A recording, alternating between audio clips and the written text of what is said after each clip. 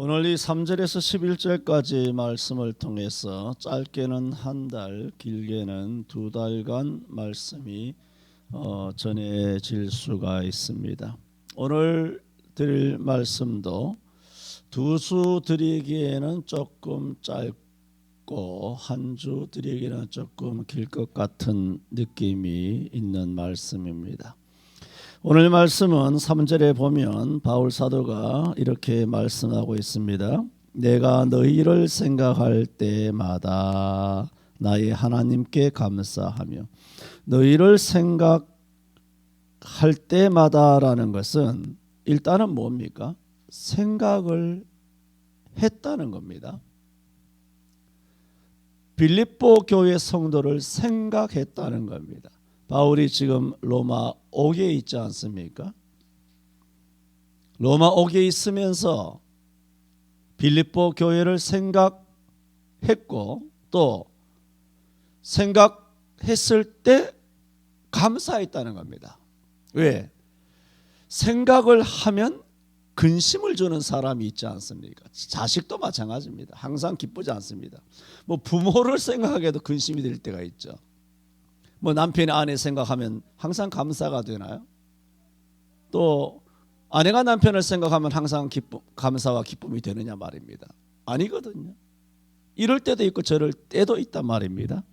그런데 너희를 생각할 때마다, 놀랍죠? 하나님께 감사가 되었단 말입니다. 또 같은 히브리의 그런 문장의 히브리인들의 그런 습성이기도 합니다만은, 같은 내용을 이제 반복해서 함으로써 더 강조점을 주는 것이죠. 4절에도 거의 비슷한 말씀입니다. 3절에 생각할 때마다를 4절에서는 이제 기도할 때마다, 간구할 때마다라는 그것을 조금 어휘를 좀 바꾸고 있습니다만은, 간구할 때마다, 이것도 때마다죠. 그리고 간구를 했다는 것이죠. 기도를 했다는 것입니다. 그리고 할 때마다, 같은 말씀이 또 설명이 되겠습니다만은, 기도를, 누군가를 위해 기도하면 항상 그 사람이 기쁜 게 아닙니다. 근심이 돼서 기도하기도 하거든요. 자식이, 성도가 신앙생활을 바르게 못했을 때, 심지어는 우리 자신을 위해서 기도할 때도 한 주간 제대로 못 살았을 때, 물론 은혜로 구원을 받는 것이지만, 은혜로 구원받은 우리에게는 성령이, 거룩한 성령이 계시기 때문에 우리가 혹시나 성령을 근심하게 했다든가, 또 죄를 범했다든가, 알고 지은 죄, 모르고 지은 죄, 드러난 죄, 감추어진 죄, 이런 것은 하나님이 아시고 또 우리가 알고 있죠. 그래서 그런 범죄를 저지르고 실수하고 했을 때는 내가 날 위해서 기도하면서도 어떻게 되나요? 기쁜가요? 근심이 되죠.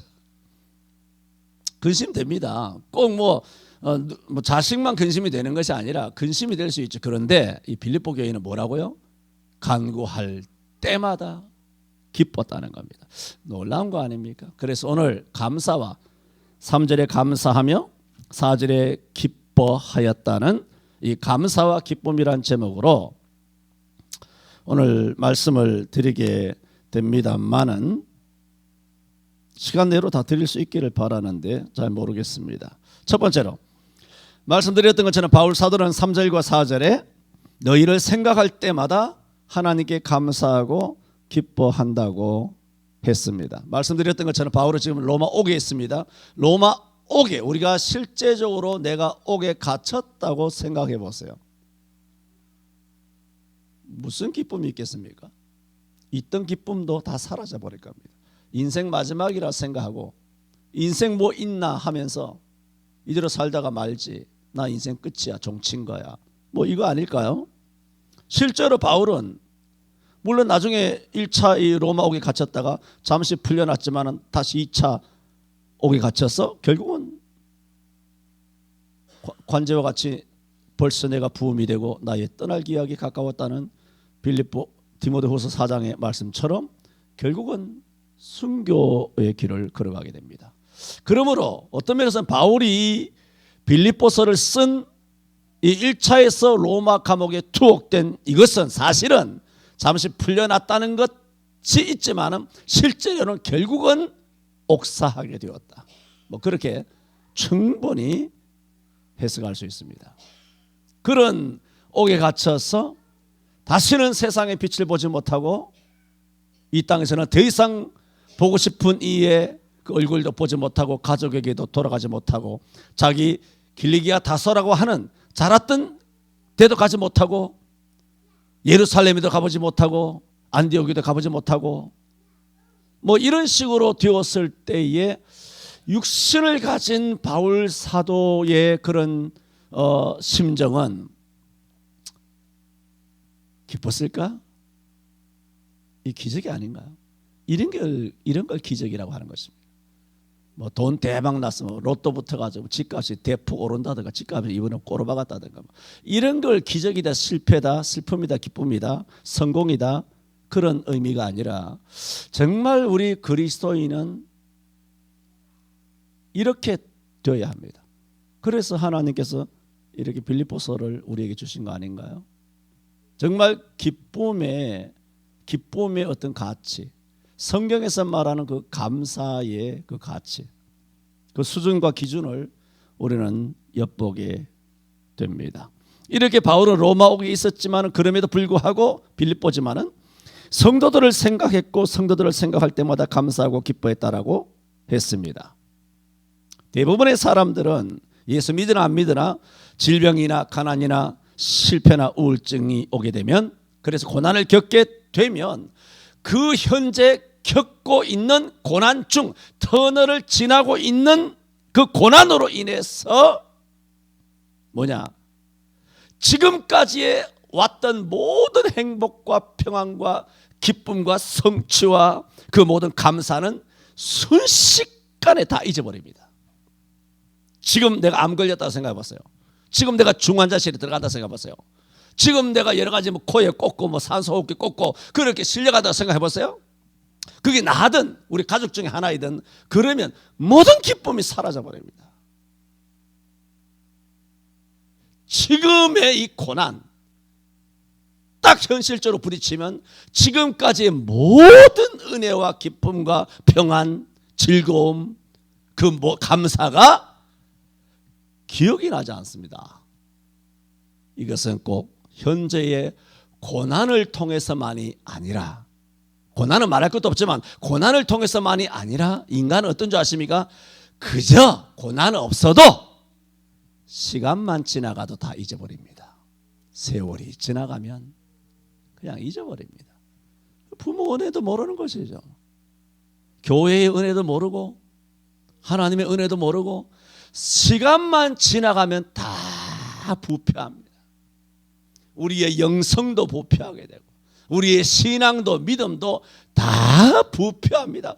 그러므로 끊임없이 우리는 성령 안에서 말씀 안에서 새로워져야 하는 겁니다. 그걸 새롭게 하시는 일은 성경밖에 없습니다. 하늘 아래 우리를 새롭게 할 수 있는 것은 기록된 성경, 선포되는 성경 외에는 없습니다. 가만히 둬보세요. 목사든 장로든 권사든 직분이 우리를 새롭게 합니까? 이 예배당 건물이 우리를 새롭게 합니까? 오래 믿었다는 그런 실력 아닙니다. 말씀 이외에는 우리를 도무지 새롭게 할 수 있는 방법을 하나님이 주신 일이 없으셨어요.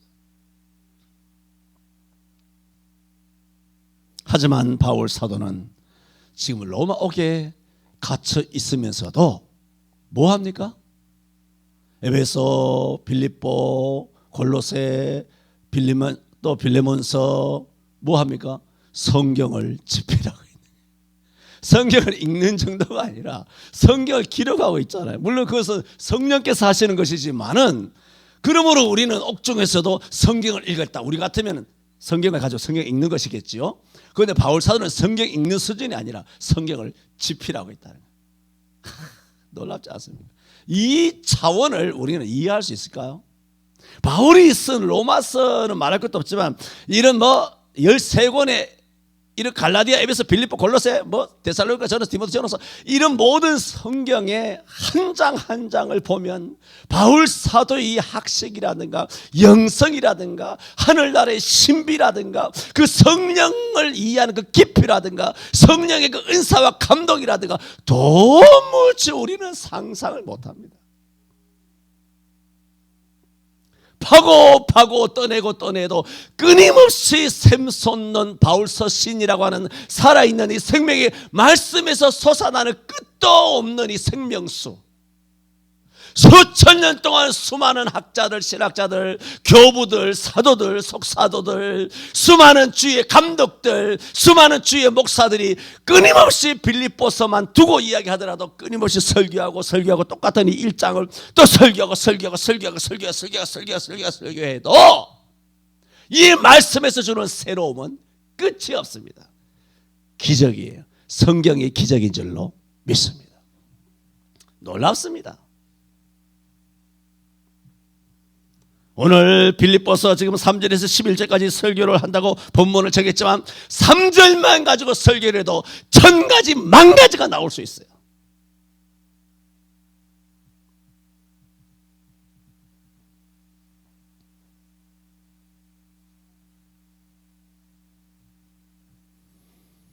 바울 사도는 로마옥에 갇혀 있었지만 여전히 감사하며 기뻐한다 하였습니다. 그것은 그 어떤 고난도 바울의 감사와 기쁨을 뺏어가지 못했다는 겁니다. 완전히 다르죠. 우리는 고난 오면 그 감사와 은혜도 싹 다 잊어버리고 시간만 지나가도 싹 다 잊어버리는데 바울은 지금 엄청난 고난에 왔고 인생에 이제 완전 옥에서 옥사하는 그 마당에도 그런 상황에서도 바울의 그 기쁨과 감사를 뺏어가지 못했다는 거예요.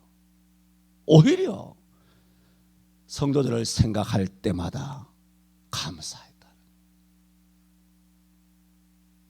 그들을 위하여 간구할 때마다 기뻐하였다는 겁니다.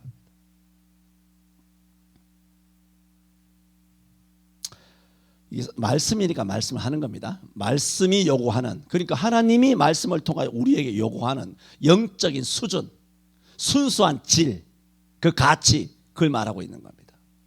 왜? 말씀이니까. 또 나는 목사니까 선포하는 거 아닙니까? 그러나 여러분에게 말씀을 전하면서도 나도 갑갑합니다. 내가 이렇게 될 수 있느냐 하는 그 문제는 또 다른 문제죠. 이렇게 되겠느냐? 이게 가능한가? 그 문제는 우리 각자가 개인적으로 하나님 앞에 기도해야 될 문제가 되겠죠. 그런데 바울은 빌립보 교회를 생각할 때마다 간구할 때마다 감사하고 기뻐한 것이 아닙니다. 로마서 1장 8절에 보면은 로마 교회를 생각할 때도 이렇게 말하고 있습니다. 내가 예수 그리스도로 말미암아 너희 모든 사람을 인하여. 그러니까 이게 뭔가요? 이거 로마서예요. 내가 예수 그리스도로 말미암아 너희 모든 사람을 인하여 내 하나님께 감사하노니. 이건 누굽니까? 로마 교인이에요. 고린도 교회에 대해서는 고린도전서 1장 4절에 그리스도 예수 안에서 너희에게 주신, 그러니까 고린도 교회 성도들에게 주신 하나님의 은혜를 인하여 내가 너희를 위하여 항상 하나님께 감사하노니. 고린도 교회예요. 빌립보 교회만 아니라는 겁니다. 그러니까 바울의 계속 말씀드리는 에베소 교회도 마찬가지예요. 에베소 교회도 에베소 1장 16절에 너희를 인하여 감사하기를 마지 아니하고. 에베소 교회. 데살로니가 교회에 대해서도 데살로니가 1장 2절에 우리가 너희 무리를 인하여 항상 하나님께 감사하고. 너희를 인하여. 누구? 데살로니가 교회예요.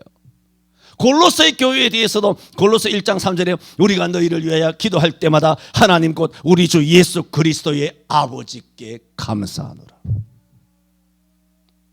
이게 무슨 뜻이에요? 바울의 이 뺏을 수 없는 감사, 바울이 뺏을 수 없는, 뺏기지 않는 이 기쁨, 그게 뭐란 겁니까? 바울의 이 감사와 기쁨은 선택적 감사가 아니었다는 겁니다.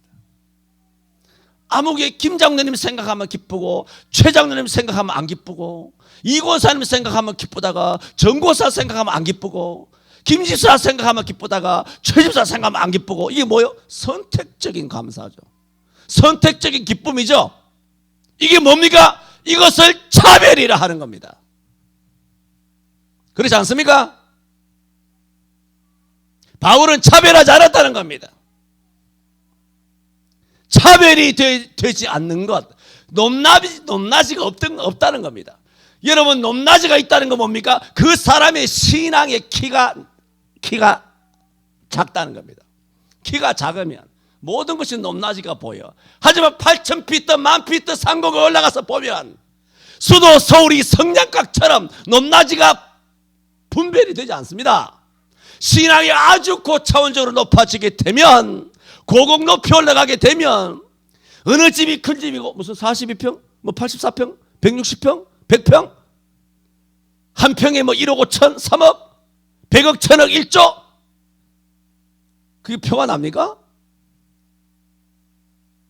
왜 이게 사람들이 평수가 보이고 차별이 되고 이렇게 쳐다 보여지고 하고 선망이 되고 부럽고 부자와 가난한 자 앞에서 비굴해지고 교만하고 왜 자만해지고 굴욕적으로 그렇게 사람이 시시때때로 변화되느냐 말입니다. 그 당신의 키가 작기 때문이에요. 무슨 키? 신앙의 키. 오늘 앞에 예배 순서를 조금 압축을 해서 오늘 설교를 하지만 오늘 다 못 마치겠습니다. 지금 이제 오늘 할 게 많은데 이게 아무래도 2주를 가야 되겠다라는 생각입니다만은, 이렇게 바울 사도는 선택적 사랑을 한 게 아닙니다. 차별을 하지 않았어요. 물론 성전과 우상은 구별했습니다. 하나님과 벨리알을 구분했습니다. 의와 불의를 구분했습니다. 빛과 어둠을 나누었습니다. 그것은 절대적인 척도, 그 뭡니까? 하나님의 척도예요. 성경의 척도지. 그 척도가 자기가 아니라는 말입니다. 자기 기준이 척도가 아니라는 겁니다. 척도는 성경이었어. 오로지 내 기준으로, 호불호, 저 사람은 내 마음에 안 들어, 내 스타일이 아니야, 그건 당신의 기준이. 그건 뭡니까? 자기가 심판자 역할을 하는 겁니다. 아까도 말씀드린 것처럼 이런 말씀은 말씀이기 때문에 선포하지만은 나도 차별할 때가 있고, 그렇죠. 나도 이렇게 높낮이 보게 될 때도 있고 하지만은 잘 안 보긴 합니다만은 사람인지라, 사람은 어쩔 수 없다는 거예요. 사람인지라가 아니라 사람은 어쩔 수 없는 것이죠. 그럴 때가 있지만 우리는 오늘 이 하나님께서 바울을 통하여 요구하신 영적 키높이에 어느 정도 더 이렇게 그리스도의 장성한 분량에까지 자라야 바울 사도처럼 선택적으로 좋아라, 미워라, 귀하다, 천하다 이렇게 차별하지 않게 될 것이라는 겁니다. 바울은 오늘 빌립보 교회를 생각할 때마다 감사하고 간구할 때마다 기뻐한 것이 아니라, 로마는 로마 교회를 향하여, 에베소는 에베소 교회를 향하여, 골로새 교회나 데살로니가 교회나 그런 고린도 교회나 다 오늘 성경 바울 서신을 보면 똑같이 바울은 감사하고 있어요. 감사하다. 성령과 벨리알을, 하나님과 벨리알을 구분하는 이런 절대적인 척도 이외에 내 자신이 척도가 되어서 함부로 남을 판단하고 남을 정죄하는 것은 우리의 키 작음을 이야기하는 것에 다르지 않습니다. 첫 번째 말씀을 드렸습니다. 바울 사도는, 첫 번째 뭘 말씀드린지 아십니까? 바울 사도는 너희를 생각할 때마다입니다. 너희를 생각할 때마다, 빌립보 교회이죠, 감사하고 기뻐한다 했습니다. 다음 두 번째로, 두 번째 말씀드리고자 하는 것은, 이 말씀이 이제 한 대지는 두 번째 대지지만 안에 네 가지가 되기 때문에 오늘 다 말씀이 들는지 모르겠습니다만, 두 번째, 바울이 이처럼 감사와 기쁨을 했는데, 두 번째는 이런 감사와 기쁨의 이유가 뭐냐는 겁니다. 이유가 있을 거 아니에요. 아까 말씀드린 것은 바울의 신앙이 훌륭하기 때문에 감사와 기쁨을 했다. 바울이 그만한 신앙인이다 라는 거죠. 이유가 뭐냐는 거예요. 이유가 그렇게 빌립보, 골로새, 데살로니가, 에베소, 갈라디아, 로마나 이런 것을 다 감사했다고 했을 때 바울이 그 감사하거나 기뻐한 그 이유가 뭐냐는 겁니다. 오늘 본문은 바울의 감사와 기쁨의 이유를 5절과 7절에서 밝히고 있습니다. 먼저 5절을 보면 3절 4절에 감사하며 항상 간구함은, 이해하시죠? 3절 끝에는 하나님께 감사하며 엔드죠. 4절에는 항상 간구함은, 그 뭐요? 왜냐하면 이라는 말씀이죠. 왜 그렇게 하는 줄 아느냐? 왜 감사하고 기뻐하는 줄 아느냐? 이제 이유를 5절이 밝히고 있다는 겁니다. 이유가 뭐냐? 이유는 빌립보 교인들이 첫날부터 이제까지 복음에서 너희가 교제함을 인함이라. 이유가 뭐냐? 이것 때문이다. 바울의 감사와 기쁨의 이유는 이것 때문이라. 그래서 인함이라 한 것입니다. 그러면 5절을 보면 첫 번째 이유가 뭐냐? 첫날부터 지금까지도 너희가 그리스도 안에서 교제함을 인함이라는 거예요. 그러니까 첫 번째는 뭔가요? 첫날부터 지금까지 뭐라고? 믿음이 변치 않았다는 겁니다. 말하자면 첫날부터. 그것이 바로 의리 있는 빌립보 교회의 아주 특징이죠. 이 말씀 그대로 빌립보 교회 성도들은 여러분이 아시는 것처럼 빌립보 교회는 바울 사도 2차 전도 여행 때 빌립보의 첫 발을 디뎌서 복음을 증거한, 그래서 빌립보 교회가 세워진, 저들 입장에서 본다면 저들이 예수를 믿기 시작한 날부터 이제까지가 언제입니까? 지금 바울이 로마 옥에 있는 때까지 약 30여 년간, 30년이 아니고 약 3, 4년간, 연도는 정확하게 칼로 무 자르듯이 그렇게 자를 수는 없습니다만 최소한 20년 넘게 예수를 믿기 시작한 날부터 내가 지금 옥에 갇혔어.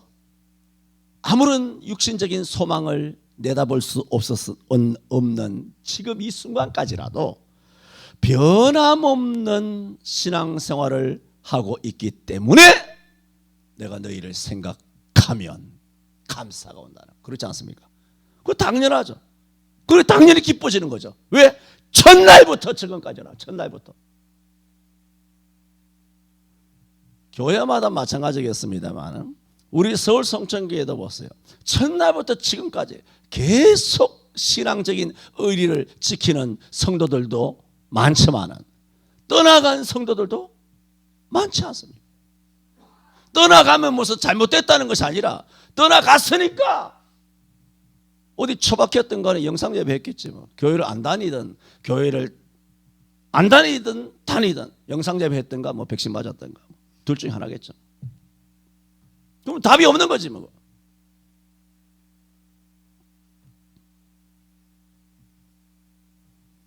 이렇게 우리 교회만을 이야기하는 것이 아니라 어느 교회든지 가면 보면 정말 성경적인 교회를 떠나도 되는 이유, 그런 것 없이 제멋대로 그냥 학원을 끊어버리듯이 그렇게 마음대로 칼로 난도질해서 마음대로 제멋대로 하나님의 교회를 들락날락하면 들쑤시고 그렇게 그 은혜를 싹 다 잊어버리고 그냥 남 보듯이 그냥 작별 인사도 없이 그냥 쑥 떠나버려요.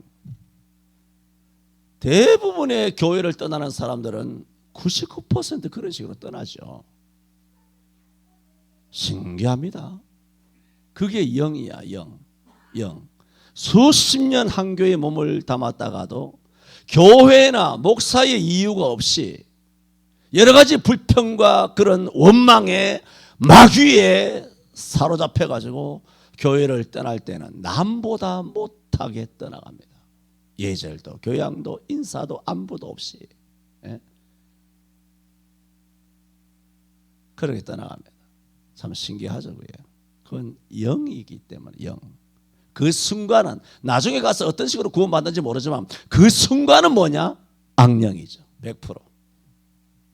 뭐 답이 없는 거지. 그거는. 왜? 내가 성령이기 때문에. 할렐루야. 믿습니까? 내가 성령이기 때문에 그런 식으로 떠나면 당신은 악령이죠. 100%. 성경이 허락하지 않는 이별이라면.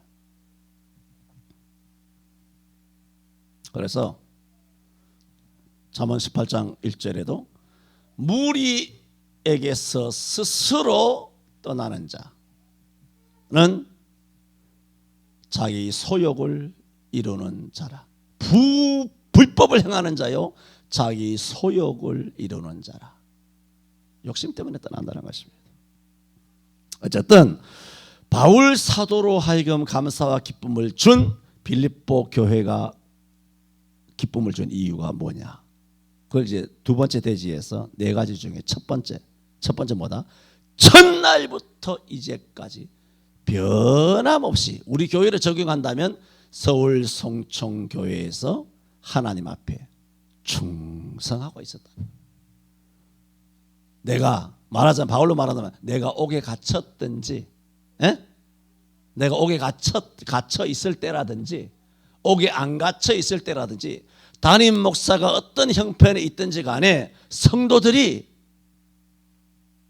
첫날부터 이제까지 충성하고 있었다. 그러니까 그 교회를 생각하면 바울이 아니라도 우리도 감사가 되지 않을까요? 그 기쁨의 존재가 되지 않습니까? 그건 당연하죠. 조강지처라는 게 뭡니까? 남편이 사업을 하다가 망했어. 요즘 그런 거 많습니다. 남편이 돈 사업하다 망했어. 망하면 그냥 망하는 게 아니죠. 뭐 인보증까지 쓰고 뭐 어떻게 집이 다 날아가고 담보 보증 다 해가지고 다 날아가고 월급도 다 차압당해서 뭐 직장은 내주고 아무것도 없고 거지가 다 된 거예요. 집에 내놓는단 말이에요. 그러면 19 요즘 시대가 돈이 우상이 돼가지고 당장 들고 나오는 카드가 뭔지 아십니까? 마누라 19번 이혼하자 그럽니다. 죽이려는 놈들 아닙니까? 당장 들고 나오는 카드가 이혼하자고요. 내 직근에 있는 사람도 있습니다. 내 직근에 있는 사람 예수는 안 믿어요. 직근이라 그래서 그렇게 가까운 건 아니고 40대 중후반에 있는 그런 젊은 사람인데 내가 볼 땐 젊은 사람이죠. 그런 사람이 어려워졌어요. 사업을 하다가 망해가지고 완전 거지가 됐어. 그래서 구석이 돼가지고 교도소에 들어간 거예요. 교도소에 들어가 있는데 마누라가 이혼장을 한 거예요. 법으로 남편이 어떤 식으로든지 교도소 들어가면요, 내가 알기로는 이혼이 됩니다. 이혼장을 내면 조심하세요. 교도소 안 들어가게. 이혼이 성립되는 걸로 알고 있습니다. 법을 아시는 분들은 뭐 아시겠습니다만. 그런데 옥에 갇혔는데 그 얼마나 힘들까요? 그 남편이. 그런데 들어간 지 한두 달 만에 벌써 이혼장이 막 법원을 통해 가지고 교도소로 쑥 들어오는 거예요. 그러니까 남편이 그 잠을 자겠으면 그 갇혀가지고 폐쇄공포증이 걸려가지고 처음 구속돼 있는데 뭐 엉망진창이잖아요. 경제적으로도 타격받죠. 형사재판 받는다고 뭐 얼마나 고생했을까. 그 구속까지 됐으니까 완전 멘붕이죠. 완전히 뭐 하늘이 깜깜한데 마누라의 이혼서까지 딱 소장이 딱 접수가 되니까 그거는 빼박이에요. 내가 이혼하기 싫다고 안 하는 게 아니에요. 마누라가 끝까지 주장하면 100% 이혼이 자동 이혼이 되는 겁니다. 그래서 이혼이 됐어. 근데 나왔네. 4, 5년 살고 나왔는데 다행히 이 한 40대 중반 되는 사람이 다시 기업이 일어났어요. 기업이 잘 됐어. 연간 한 100억 매출. 100억 매출 같아도 뭐 한 연 한 10억 정도? 10억에서 15억 정도 순이익 떨어지죠. 연봉 1년에 10억 정도 수익이 나는 건 대단한 거 아닙니까? 연봉 1억만 해도 괜찮은데 1년에 한 10억에서 15억 번단 말입니다. 그렇게 잘 됐단 말입니다. 그런데 이 아이는 아이가 하나 있는데 아이를 누가 키우냐 하면 그런 여자가 도망가고 떠나가고 이혼으로 떠나가고 이 남자가 옥에 있을 때는 뭐 자기 본가에서 나온 다음에는 자기가 어렸을 때부터 아이를 키웠어. 이 아이가 이제 중학생이 된 거야. 그런데 옥에서 나온 지 이제 몇 년이 되잖아요. 그래서 사업이 잘 된다고. 그 자녀 면접 교섭권이 있지 않습니까? 한 달에 한 번을 보든 두 달에 한 번씩 보죠. 이렇게 저렇게 보다 보니 이혼을 한 남편이 이제 사업이 잘 되는 걸 알 거 아닙니까? 에? 사업이 잘 되는 걸 굴러가는 걸 자기도 어떻게 알 거 아니에요. 그러니까 이 여자가 재결합을 꿈꾸는 거야. 아, 이거 좀 생기네. 재결합. 그래서 여러분 통계 뭐 누구도 다 아는 통계를 다 있습니다만은 남편이 월 1,000 이상 벌면 99% 여자가 이혼 안 한답니다. 통계 나옵니다. 월 1,000 이상 큰일 났습니다, 장로님. 월 1,000 이상 벌면 여자가 절대로 이혼 안 합니다. 99% 이혼 안 하면 남자가 바람을 피우든 첩첩질을 하든 간에 절대로 이혼 안 합니다.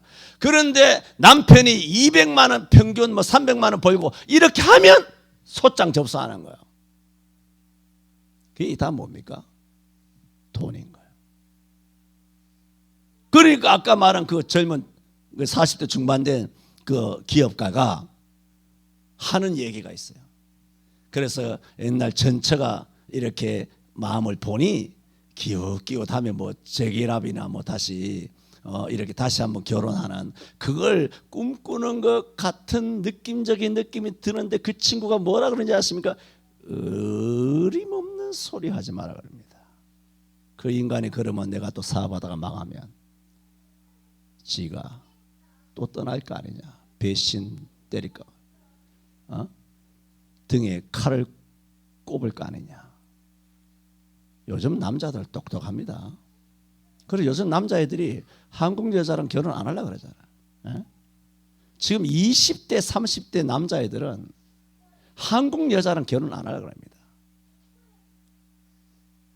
지금 이게 사회 문제가 돼요. 여자들이 결혼 안 하는 게 아니에요. 오죽하면 이렇게 말합니다. 20대 젊고 팔팔하고 피부 좋고 이쁠 때 연애할 때는 여자가 기득권을 갖고 있어요. 그런데 결혼은 달라져요. 결혼 사업은. 결혼은 연애는 여자가 결정하죠. 근데 결혼은 남자가 결정합니다. 결혼 안 해줍니다. 요즘 남자애들이. 우리 청년 그렇습니까? 안 그렇습니까? 요즘 너네 나이 때 그렇지? 그런 얘기 많이 하지? 결혼 안 해줍니다. 요즘 애들이. 왜? 다 여자들이 걸레년인 걸 다 아니까. 걸레. 아예 걸레야. 그리고 돈만 바라보는 거야. 젊고 깨끗하고 순수할 때는 딴 남자를 사랑하다가 이제 나이 늙고 병 들어가지고 갈 데 없으니까 남자를 봉으로 생각해서 결혼을 직장에 취직하는 것처럼 하려고 남자에게 덤비는 겁니다. 말씀과는 좀 어긋났습니다만 엉뚱한 대로 지금 멀리 말씀에서 떠나버렸는데 제가 이런 말씀을 잘 하지 않습니다만은 그러므로 첫날부터 지금까지 지금 말씀드린 게 뭡니까? 의리 있는 성도, 또 의리 있는 남편, 의리 있는 아내, 의리 있는 여친이 되고 남친이 되고 서로 의리가 있어야 되잖아요. 의리가. 그것을 말합니다. 그럴 때 조강지처 고난 중에도 콩 반쪽도 쪼개서 나눠 먹는 그 고난을 같이 견뎌준 여자한테 남자는 일생 빚진 감정을 가지는 겁니다. 근데 돈 없으면 뭐 이혼장 딱 소장을 내밀었다가 그걸 이혼하고 돈 좀 있어 보이면 다시 뭐 재결합을 꿈꾸는 이런 망상을 하는 이 여자들이 이 땅에 너무 많이 있다. 그 가운데 항상 하는 말이지만 예수 믿는 여자들은 없을까 하는 겁니다. 똑같다는 겁니다. 제가 자주 말씀드리지 않습니까? 예수 믿으면 세상 사람들의 삶의 패턴과 그들의 방식과 달라야 되는데 예수 믿는 것들도 예수 안 믿는 여자들이랑 예수 믿는 여자들이랑 똑같은 수준이에요. 똑같은 걸레예요. 똑같은 걸레. 남자도 마찬가지고. 그러니까 오늘날 교회의 수준이 어떻게 됐겠어요? 교회의 수준이. 예? 그래서 저는 시간이 많이 갔습니다만은 생각한데 바울이 오늘 대한민국의 서울구치소에 들어가 있어. 그래서 바울 사도가 전도한 관악구에, 동작구에, 강남구에, 아니면 양천구에, 아니면 성북구에, 아니면 중구에 바울 사도가 선교하여 개척한 교회들이 있는데 지금 옥에 들어갔다고 본다면 바울이 빌립보 교회, 에베소, 고린도, 무슨 데살로니가, 로마 교회를 생각할 때마다 너희를 인하여 내가 항상 하나님 앞에 감사한다고 하는 것처럼 오늘 한국 교회의 면면에 보면 바울이 오늘 이 시대 때도 옥에 갇혔을 때 정말 감사하고 기뻐할 수 있었을까? 저는 사실 의문이 듭니다. 왜? 다 영상 예배 해버렸으니까 다 백신 맞고 엉망진창 정부 시책 홈페이지에 떡하니 갖다 걸어놓고 그런 식으로 살았으니 바울이 안에 들어가서 그것이 과연 여전히 빌립보 교회를 생각할 때마다 감사와 기쁨이 됐을까? 아니면 바울의 수명을 갉아먹었을까? 네로에 의해서 사형을 당하기 전에 옥에서 수심에 갇혀서 바울이 병들어서 죽었겠다. 근심 때문에 죽어버렸겠다. 나라도 죽어버렸겠다. 그래서 바울은 복된 자다. 이 시대를 안 살았어. 할렐루야. 저는 오늘 빌립보 1장 3절에서 11절 중에 3절, 4절 바울의 감사와 기쁨, 5절 중에서 첫 번째 그 바울의 감사와 기쁨의 이유가 무엇인가? 첫날부터 지금까지 빌립보 교회가 정말 의리를 지켰다. 그래서 바울은 로마옥에서도 기뻐하였다 말씀을 드렸습니다. 제가 오늘 이런저런 무슨 세상 돌아가는 이야기를 했습니다만 그런 게 뭐냐? 그런 게 세상의 소금이에요. 예? 그런 게 세상의 빛이라고요. 성경 따로 교회 따로 나가서는 성경 말씀도 없고 의리도 없고 의리는 그냥 쌈 싸먹고 이혼하고 낙태하고 제 멋대로 돌아다니면서 그렇게 살아간다 이거야. 돈을 쫓아다니고 돈 있으면 I love you 돈 없으면 이혼하고 이게 무슨 세상의 소금이냐 말입니다. 이렇게 교회 바깥에서 거지같이 살아가는